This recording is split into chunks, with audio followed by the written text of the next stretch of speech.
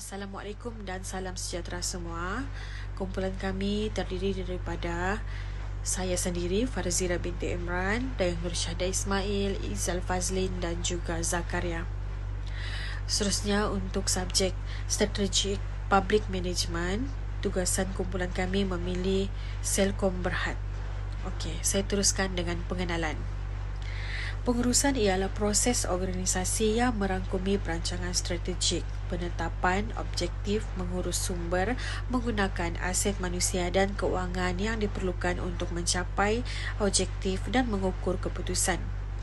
Semua organisasi termasuk perniagaan, politik, budaya atau sosial terlibat dalam pengurusan kerana pengurusan yang membantu dan mengarahkan pelbagai usaha ke arah tujuan yang pasti. Seterusnya adalah latar belakang. 31 Ogos 1988, Selcom Berhad telah diperbadankan sebagai sebuah syarikat. Selcom menubuhkan rangkaian muda alih digital pertama Malaysia pada tahun 1996 yang merupakan langkah penting ke hadapan bagi sektor telekomunikasi negara apabila ia mula diperkenalkan. Selcom Berhad adalah salah satu syarikat yang berada di bawah salah satu government linked companies iaitu Axiata Group Berhad yang sebelum ini juga berada di bawah Syarikat Telekom Malaysia. Selcom adalah salah satu penyelia perkhidmatan muda alih yang paling penting di Malaysia. Syarikat itu menyediakan portfolio perkhidmatan telekomunikasi yang pelbagai seperti perkhidmatan suara dan data muda alih. Isu atau masalah strategik. Penyediaan perkhidmatan pelanggan yang unggul adalah keperluan mutlak dalam setiap syarikat. Namun, disebabkan interaksi pelanggan yang tinggi, ini mungkin merupakan tugas yang amat sukar dalam industri telekomunikasi. Terdapat potensi masalah untuk berlaku berkaitan dengan bantuan dan aduan pelanggan. Isu ekonomi seperti perubahan dalam kadar mata wang boleh memberi kesan kepada kesihatan kewangan organisasi yang berurusan dalam telekomunikasi. Ada kemungkinan Selcom menghadapi beberapa masalah kewangan atau mempunyai beberapa variasi dalam hasil kasar dan margin keuntungannya. Kerap menghadapi kesukaran yang berkaitan dengan penyelenggaraan dan peningkatan prestasi dari liputan rangkaian. Menurut Zamri 2021, kepuasan pelanggan boleh memberi kesan negatif apabila masalah berlaku dalam rangkaian, seperti kehilangan panggilan, kadar internet yang lembap dan kesesakan. Analisis persekitaran luaran. Politik. Iklim politik di Malaysia berbanding dengan negara-negara ASEAN ialah seperti Bangladesh, India, Pakistan dan Indonesia sebagai contoh adalah sangat positif dan kondusif untuk usaha komersial. Ekonomi. Iklim ekonomi memberi kesan kepada perniagaan telekomunikasi dalam bentuk kadar faedah inflasi KDNK dan cukai. Kesan inflasi memerlukan firma untuk meningkatkan nilai produk, walaupun pada hakikatnya ini mempunyai pengaruh negatif ke atas operasi perniagaan. Dan seterusnya ialah budaya sosial. Komponen penting lain yang mempunyai kesan ke atas tindakan perbadanan ialah budaya sosial entiti itu.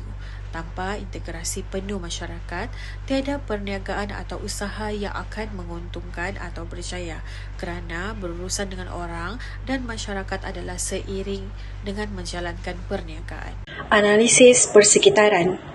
Analisis persekitaran dalaman. Sumber manusia Jabatan Sumber Manusia Selcom mempertimbangkan tahap kepakaran dan set kepakaran yang dimiliki oleh kaki tangan, mengambil kira program pengajaran dan program pertumbuhan profesional yang ditawarkan oleh organisasi, menjalankan penyelidikan tentang kadar pusing ganti kaki tangan serta langkah penglibatan. Seterusnya, produk dan servis. Analisis kepelbagaian produk dan perkhidmatan Selcom termasuk plan muda alih, jalur lebar dan perkhidmatan nilai tambah sebagai sebahagian daripada portfolio produk dan perkhidmatan syarikat. Persaingan, menjalankan analisis tahap persaingan yang ditawarkan dalam pasaran dan bagaimana ia berbeza antara satu sama lain. Tentukan bidang di mana perniagaan telekomunikasi mungkin mendapat manfaat daripada inovasi baharu dan aktiviti yang diperluaskan. Seterusnya 4.0 strategi. Analisis SWOT. SWOT bermaksud kekuatan, kelemahan, peluang dan ancaman.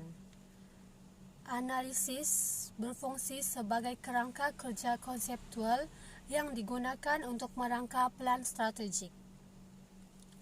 Berikut merupakan beberapa analisis persekitaran bagi Selcom Berhad. Yang pertama, kekuatan. Mesti mempunyai pelanggan sedia ada, pengembangan firma yang berterusan dan sihat, pelan pasca bayar yang paling berpatutan untuk mereka yang mempunyai bajet bil mudah alih, bulanan yang rendah dengan kos langganan bermula daripada RM20 sebulan. Yang seterusnya, kejayaan campuran produk baharu. Analisis SWOT yang seterusnya adalah kelemahan, di mana tahap persaingan di pasaran semakin meningkat, mengalami penurunan dalam pasaran mereka, kos produk dan perkhidmatan yang tinggi, dan tidak dapat memberikan pelanggan pengalaman pribadi yang tiada tandingan. Analisis SWOT yang ketiga adalah peluang. Peningkatan dalam telekomunikasi global, Selcom menunjukkan untuk menawarkan liputan nasional terluas dan paling mahal di Malaysia dan memperluas pangkalan pengguna. Khususnya, peluang dalam pelanggan baru serta perkhidmatan baru. Selcom boleh menyediakan perkhidmatan yang lebih pantas dan lebih canggih seperti IoT dan penstreaman video HD dengan 5G. Pentadbiran yang cekap tentang keberkesanan dan kebolehsuaian teknologi. Analisis SWOT yang terakhir adalah ancaman. Persekitaran operasi yang berdaya saing serta peningkatan permintaan daripada pihak berkepentingan Selcom Berhad untuk tawaran dalam bentuk produk dan perkhidmatan yang berada di luar perniagaan teras syarikat.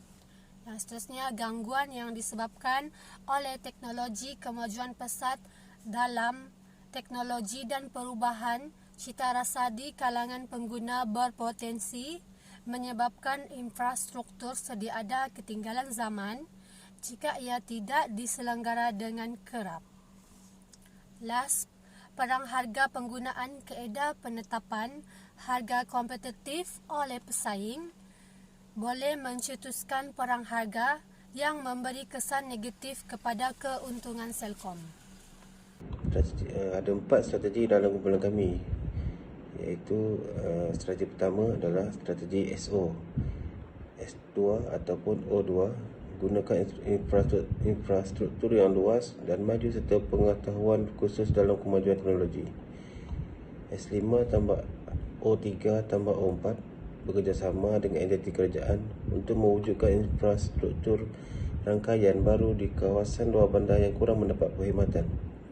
S2 tambah O1 tambah O2, menambah baik penyampaian perkhidmatan digital. Kedua iaitu strategi ST, S6 tambah ST3, daya saing harga.